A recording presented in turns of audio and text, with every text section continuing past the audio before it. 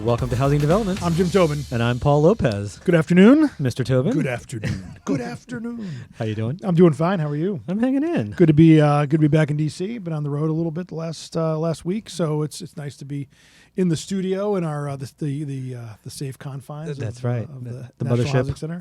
Mothership. Yeah. So I guess we should introduce our He's guest right away. right here. I know, yeah. it's always kind of weird for those on video because Yeah. you see him right there. Right. So I Yeah. guess we should introduce him, right? Yeah, ladies and gentlemen, Senior Vice President of Meetings and Exhibitions. That's right. Mr. Jeff Cassidy. Jeff, welcome to the podcast. Thank you. Yeah, Glad welcome. to be here. Yeah. So your timing couldn't be more perfect, right? Because as we're always talking about the economy and what's going on. Right. Last week we saw the job market cooling a little bit. That's right. And thankfully that meant that the bond market cooled down a little bit. That's right. So it's down like its lowest level in 2 months. Right. So that kind of gives us a moment to pause Right. and figure out, okay, let's see what's going on in the near future. Yeah, that's right. Yeah, if bond markets starting to go the right way, that means the 30-year fixed rate mortgage should follow, which means we should see market rates fall, and maybe that's the sign we need that the Fed has actually done.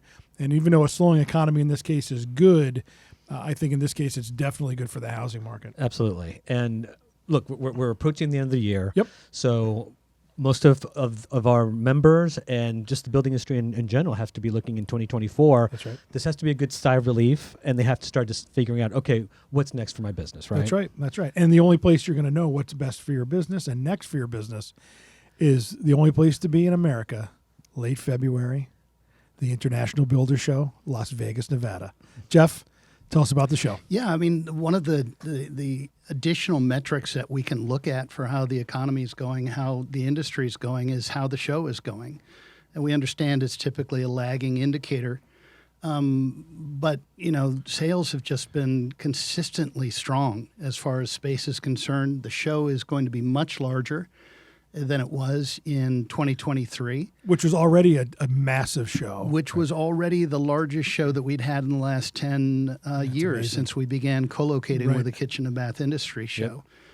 To be more specific, 609,000 had been our peak. That's for square footage, right? That's for square footage, Right. net square footage. And this coming show will be upwards of 645, maybe 650,000 feet. So, every week we sort of surprise ourselves by how well we're doing and how excited the industry is to return to Las Vegas the end of February. Yeah, that's amazing. I mean, if you think about it, I said the 23 show was fantastic. Like you said, the biggest in a decade. To think that we're going to accelerate past that. What are you hearing from the exhibitors that are coming in? Is it optimism in the housing economy?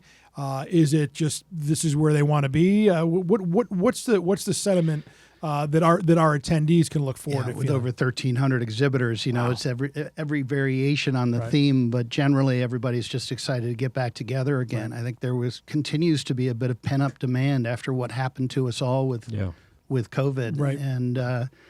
And so, I think generally people understand that the Builder Show is where people come together to do business every year, as you've alluded to, and we're very excited to have them there. Yeah. And I think it helps that in our industry, the attendees, the builders, they want to actually like touch it, grab it, Right. manipulate the material. It can't be something that's virtual because Right. they want to see the quality of it. And Right. part of that is just feeling the heft and kind of Right. like going through it and through the entire material process, right? Right. That's the safety measure, the safety net for in-person events, right? There's no such thing as a virtual beer. Right. Right.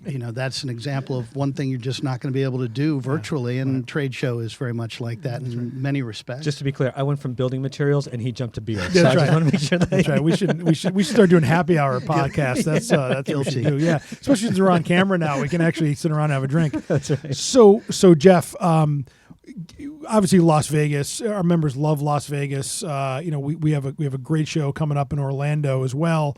But Vegas is just a real special city, special for conventions. Talk a little bit about what the city's doing to prepare for us. Well, the city really works very, very well for the show because although they do have traffic issues on the strip is over there. Right. And the show and most of where people need to be for the show is away from all of that congestion, where in other cities that's not necessarily the case. Lots of hotel rooms, 160,000 hotel rooms, so that makes it a lot easier for us to support the numbers of people that are coming in, not just for our show, but also for the kitchen and bath industry show. And a variety of hotels. And I a mean, variety of that's the thing. hotels, Yeah, and right. a variety of price points, Yep. and Right. most of them within close proximity to the convention center. So it just really kind of lends itself well to large events like ours. Obviously, many of the largest events are taking place in Las Vegas on a permanent basis, like ours will be moving forward beyond 2026. Right. And obviously restaurants and nightlife, I mean, Sure. Vegas is legendary, right? For all the good things you can do. You probably get into some trouble too if you want, but I mean that just makes just Vegas great, right? It's just a fantastic venue. Yeah, and they've always bringing in additional stuff for people to look at and experience, like the Sphere. Yeah, right. Love the Is Sphere. the newest, hottest item. Yeah. And then also Fontainebleau is planning on opening up. Finally. in, I think probably about 45 days. They're opening their doors. I don't think they're going to be open for the Formula One, but shortly thereafter they'll be open. And so for the business, Fontainebleau- and they're right next to the convention. That's right. center That's that big tower that's been there since for like 20 years, Yeah. just with a shell. but And finally ready to open. Yeah. And then you got Resorts World, right, which is kind of across the street from relatively new at the end of Convention Way or Convention Drive. So lots of hotel inventory and resources, whether it's a meeting space or restaurants, Yep. that kind of thing within walking distance, really, to the convention center. I mean, it's not perfect, but it's probably Right. the best infrastructure possible Yeah. for such a large event, which Right. makes it fantastic. And probably just keeps getting better as they expand the tunneling system underneath. Right. There's plans, I think, for a high-speed rail coming from L.A. Right. Oh, right. To Las Vegas that are looking pretty solid at this point in time. So, Vegas just works on a lot of different levels. Yeah, right. And the climate, of course, is good. Other than that weird snow that we had a few years ago. Remember that? That was the first time it snowed on the Strip in 100 years or some crazy thing. But yeah, no, Vegas is a good, good clear skies. Could be cool, could be warm, but definitely not snowy, which is except that one time. So Jeff, sorry, I keep interrupting you, No, Paul, go but ahead, but all right. So we talked a little bit about our exhibitors, talked a little about what's there for the attendees, but really, what do we want the attendees are coming besides Vegas? But what do we want to tell them about all the quality of exhibitors that are coming? well, and education. I want that's Yeah, Oh, there's obviously a lot. We start with the opening ceremonies on that Tuesday morning. Our keynote is taking a little different turn this year with a magician who's a headlining act in Las Vegas. So that'll be kind of cool. So at who the is that Westgate. again?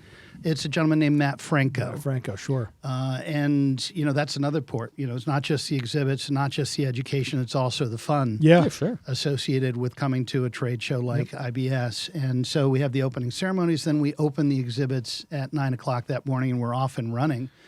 The quality of the exhibits is all the best and brightest industry companies that are out there. We have a lot of international business as well. Interesting. About 145,000 square feet is sold to companies from outside of the United States. Higher than normal. Higher than normal, about 60% higher than normal. What do you attribute it to? Well, I think a big part of that is business from Canada and business from China. China in particular was still closed when, for the most part, when we had the show in 2023. So they had not come back yet, and they're back now in a big way. And what about education? Yeah, education. We have over 100 education sessions that are part of the sort of hour to hour and a half time slot grid. In addition to that, we have pre-show programs that are, half day long, all day long programs that really delve into subjects that take place at the convention center. We have centrals, which are gathering or networking locations for different segments of the industry, like remodeling or custom building or sales and marketing, where we also provide educational opportunities. We also have 2 stages on the exhibit floor. There's one in the West Building, the new West Building, that focuses on craftsmanship. That's the one, and then the other one is over in the South Hall, and that's our traditional performance construction performance zone. And we do a lot of hands-on training in both of those locations. So education kind of hits you wherever you turn. And it's not just like the the nail and hammer type of things. I mean, it's everything from what to do with your business, how to move forward. I mean, it's a very forward-looking process of like, this is how to better your business and your livelihood for everyone, right? So, exactly right. I mean, I think it's fantastic. And you also made a very good point of it's, even though it's called the International Builder Show, it's not just for builders, right? I mean, it's remodelers, it's multifamily, every corner of facet. the industry. That's really. right. Yeah, it's the place to be, right? I mean, that's it. Plain Yeah, and well, simple. we talked a little bit about the size of the exhibit floor. The numbers of attendees at this point is on par with last year, or earlier this year. I always say last year, but right. we had somewhere in the neighborhood of around 64,000 attendee and exhibitor registrants just for the International Builder Show. Another 40 or so for the Kitchen and Bath Industry Show. Again, between attendee and exhibitor registrants. So over 100,000 registrants for the two shows combined. We're anticipating a similar sort of number for the 2024 show as well. Combined about over 1 million square feet. Oh, yeah, easily over 1 million. Yeah. We've already sold between the two shows over 1 million. KBIS is looking to be about 460, maybe a little bit more than that, 1,000 net square feet, with over 500 exhibitors plus our 1,300 exhibitors. Lots to explore. And one thing I do want to mention is segmentation. Yeah. Oh, yeah. It's a new thing that we've done this year, first time in the 80-year history of the show. This will be our 80th show. And what we are doing is grouping exhibitors by product category, collections of product categories. So they're broad groups, but you have 3 different segments in the West Hall, 1 in the Central, 2 in the South. Outdoor exhibits remain the same out in the parking lot where they've traditionally been, where, by the way, the Show Village with Professional Builder is going to be located. But this will help people find things that are really important to them, make it possible for them to be much more efficient with their time. And there is such a limited amount of time and so much to see. This seems like an absolute no-brainer, and we hope that it really works for the attendees. Yeah, I mean, just to compare products, right? You don't have to walk, half a mile to get to the other, faucet, fixture, exhibitor. We talk about, you don't put all the peanut butter in different aisles in the grocery store. You put it all in one location. So it's a similar sort of concept. Yeah, right. Yeah. I like that. Look, the other thing I want to give you credit for, because a lot of people go, the exhibits are amazing, but it's the networking, right? And the stuff that you've put together to make sure that we facilitate the networking during their time at IBS is, pretty amazing. So can you talk a little bit about that? Well, yeah, and it's a collective view. When I'll thank you on behalf of all of us. Of course, we obviously focus on education and exhibits or products and services, but also networking and entertainment, as I mentioned before. Those centrals that I talked about are a huge component and really kind of an industry best practice at this point in time for people to find other people that are doing what they are doing. Or want to do. Exactly. So that's one of the major ways that we really facilitate networking. And then we obviously combine networking with entertainment or fun. Sure. And those are our evening events. For instance, the house party on the first night, which will be at Dre's. And by the way, that's almost sold out. We only have about 120 tickets left. Oh, so nice plug. Yeah. We really, if you want to go, you want to get your tickets quickly. Yeah. And then we have the YP party on the second night, the Young Professional Party. That will be at a new venue in Las Vegas on the Strip called Doghouse. And then finally, the last night of the show, we have our traditional closing concert. And this year we have Cole Swindell. Nice. I should have mentioned that the opening ceremonies that I talked about before, generously sponsored by, made possible by Wells Fargo. And then also the house party is sponsored by a new exhibitor, which is Row MasterCard. Ah, great. Very nice. A full week of activities, right? Starting from pre-show, pre-convention programming on Monday, right up to opening ceremonies. Doors open on Tuesday, all the way through closing concert on Thursday night. It's a packed week in Las Vegas. Okay, so that brings up a great question then. Okay, I'm a first-time attendee. What's the best way, if you were me, how would you tackle the process of attending my first International Builder Show? Well, there's a couple of things that come to mind immediately. One is if you're an NAHB member and a first-time attendee, you will receive a significant discount off of what we call Expo Plus Education. It used to be called full registration, which gives you access to the exhibit floor for both our show and KBIS and the IBS education. So that's an important thing to look for. If you have any interest whatsoever in attending any education session as a member of NAHB, that's a significant discount and opportunity as a result. Beyond that, we have a lot of information. Basically, everything is kept current on the show's website, which is buildershow.com. So if you want to find any information, including, if you're a first timer and trying to kind of navigate your way, trying to understand the lay of the land before you get there, I would absolutely suggest you go to the buildershow.com website. Awesome. Great. Makes you, and segmentation's on there. Everything's on there. Everything's on there, yeah, and kept up to date. So all the latest information on the education, the speakers, you name it, all the exhibitors, the floor plan is laid out there. You can see where the exhibitors are going to be. You can start to map out who you want to try to track down on the exhibit floor and really kind of structure or schedule your time on the floor that way. So can I ask you kind of like a behind the scenes question? So, because the show's 3 days, right? Mm-hmm. But how long, so the show will end at the end of February, right? So after the show, how long is it before you start planning the next show? And I know this is a loaded question because I know what you're going to say, but go ahead. Yeah, we're already planning out to 2026 and 27 and beyond. There we go. So it's a constant process. We're not just looking 1 year out. Right. We're already working on the 2025 show in some depth because there will be some construction that's taking place at the convention center that will be active when we return in 2025. Won't affect us this year or this coming year. We're looking well into the future. Among other things, in order to secure the housing block that we need, which this year I think is somewhere in the neighborhood of 14,000 sleeping rooms on peak.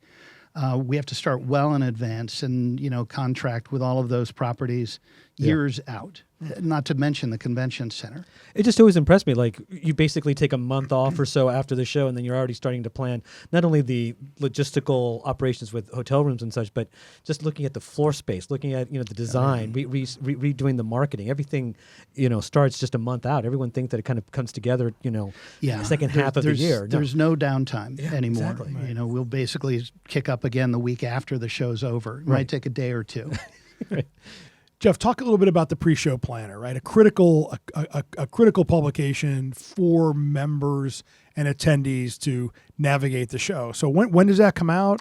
That's going to be in the November-December issue of Professional Builder, and we pull together a lot of information to help people get prepared for the show and start mapping out their strategy of attack. Yeah, so look for that in your inbox. Absolutely. Right? Yeah, if you're not a subscriber, you can probably get it online, and if you're a member of NHB, you get it every month anyway. Yeah, that's right. You get it automatically. Yeah. One other thing I didn't touch on is the show home. And this year, the New American Home, Ta-da. once again, is out in Ascaya in Henderson. And it's a short bus ride out. If you're interested in looking at that, go to that website, tnah.com, the New American Home. And you can find out all about that home. And it's basically, for all intents and purposes, done at this point. Yeah. Speaking of something that starts well in advance of the show, but it's incredible what they're able to accomplish in a relatively short amount of time. And you will, if you want to go look at it when you come to the show, then you would just need to come to the convention center early because we pass out tickets for complimentary bus rides from the convention center in the central lobby, but they always starting at 7:30, and they always sell out. It's like a White House We're not store selling here in them. DC. Yeah, it's very, very popular. We'll typically run around 6,000 or 7,000 people through the home in those 3 days. Yeah. Now, we get a chance to usually go out right before it's done. The staff goes out and visits it. It's always spectacular. We don't even see it in the final form. Right. But it's always spectacular. The latest and greatest products that are in there. You talk to the architect, talk to the builder. It's really it's a really cool, but thousands of people in the span of in just 3 3 days. days. Yeah, it's Yeah. amazing. Yeah. That's amazing. So February 27th, 28th, and 29th. 27th, we're going to take advantage of that leap year day. Yeah, that that's right. doesn't That's come right. around very Not an often. extra day of the show, folks, but an extra calendar day for us to put the Right. show. in. Right. So 27th through the 29th, Las Vegas. At the Las Vegas Convention Center. Yep. Buildershow.com if you want information, or you got to start putting, kind of your head together as to what you're going to do there. Yeah, and if you haven't registered, please go ahead and do so sooner than later. Yeah. Rates do become more expensive as you get closer to the show. Sure. So sooner is always better. And then, of course, the evening events that we've talked about. Yep. Tickets don't last forever. Right. Sure. Jeff, That's great. thanks for being here. My pleasure. Thanks for coming down. All right. We'll Thanks. see you in Vegas. Yeah. See you in Vegas. All right, let's wrap it up. Let's wrap it up. Yeah. So thanks to Jeff Cassidy for joining us today to talk about the show. Hopefully you're all as excited to be there in Las Vegas as we are. But until next time, I'm Jim Tobin. And I'm Paul Lopez. Bye. Take care.